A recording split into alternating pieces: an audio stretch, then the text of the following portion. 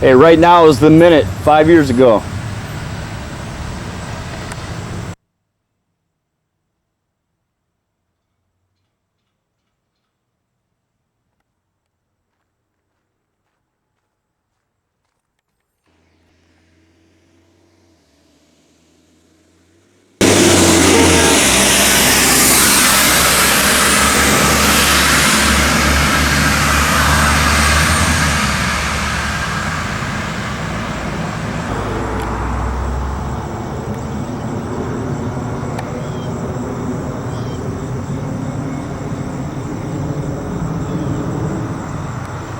On the sidewalk, delivering my young daughter to school, and we heard a very loud sound, the kind of sound you hear when a plane is going fast past you, followed by an enormous crash and an immediate explosion. I don't think we could feel the neighborhood.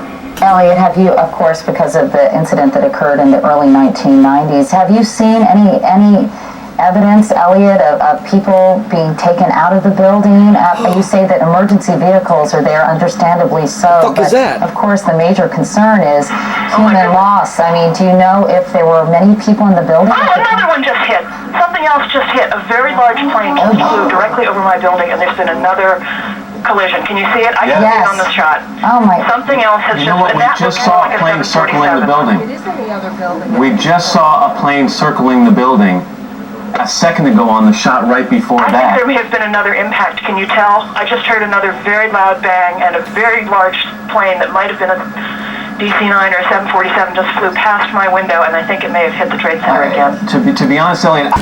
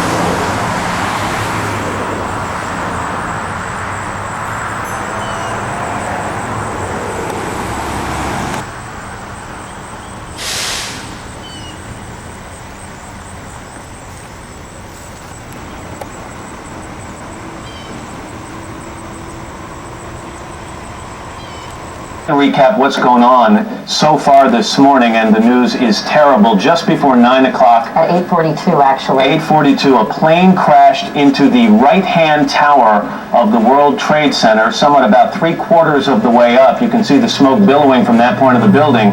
And then about 18 or 20 minutes later, a second plane, a large plane, we saw it actually on tape, hit the left-hand tower of the World Trade Center about halfway up. There it is. An enormous fireball on several sides of the building. People trying to be evacuated. There's the tape of the second plane hitting right there, even as people were trying to get out of the first building. We have confirmed reports now that there was one plane hijacked, American Airlines Flight 11 from Boston to Los Angeles. And that is apparently one of the planes used in this crash. Matt, there's a great foreign minister, Shimon Peres, is scheduled to meet with Yasser. Terrorism also always has two prongs to it, the physical threat and now the psychological threat. This does seem to be...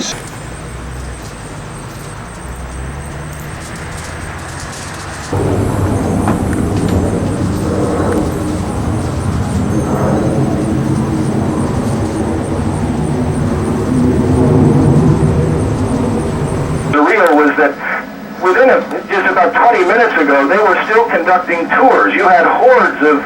I emphasize that the story released on television by an anonymous person is totally incorrect. Tassir Khaled, a senior official from the DFLP Politburo in the Palestinian territories, You think about an American Airlines flight that was on its way from Boston to Los Angeles. It was hijacked in midair. They're now citing transmissions from the plane, so they have hard evidence of that, and then brought down here and made to fly into the Twin Trade Towers. Did one of the hijackers get control? Did they shoot the pilot? it boggles the mind beyond our ability to figure out what was going on. You talk about transmissions. I was just curious. Have you had any evidence of what was said during the They're just saying they're citing transmission to know that the plane had been hijacked. That's all that they're saying about it at this point. We also ought to remind everyone, once again, this is an exceptional development. The FAA has banned all takeoffs at all airports across America. This country, in terms of air travel, has been immobilized. A good portion of the nation's capital, the most powerful center in the world, has been immobilized as well as a result of these terrorist And that's attacks. a very haunting description that Bob Kerr just gave of that low-flying aircraft near the White House, and one can only wonder if that was something that ultimately ended up in the Pentagon. We just saw a live picture of what seemed to be a portion of the building falling away from the World Trade Center. If we can re-rack that to about 20 seconds ago, you'll see something dramatic happening. And I don't know whether it's another explosion or a portion of the building falling away, but something major just happened at that building.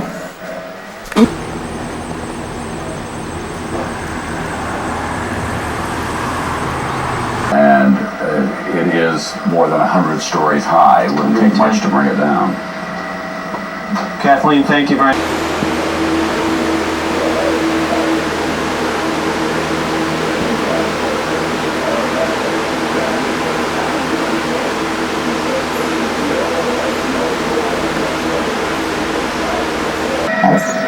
Pat Dawson is on the ground near the World Trade Center. Pat, are you there?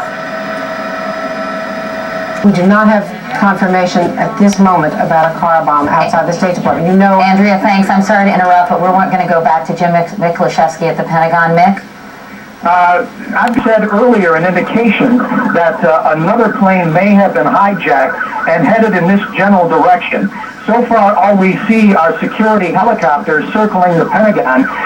Again, the skies are crystal clear blue, and I can't see the speck of an airplane, but security forces here are obviously alarmed enough not only to tell people... Tell me a little bit more. Well, actually, let's look at these live pictures at the World Trade Center. The other tower of the World Trade Center has just collapsed. You are looking at live pictures of the second Twin Tower at the World Trade Center collapsing as a result of the crash of an airplane into its side. That, I believe, was the first tower that was struck this morning at 8:42 Eastern Time. You're not there.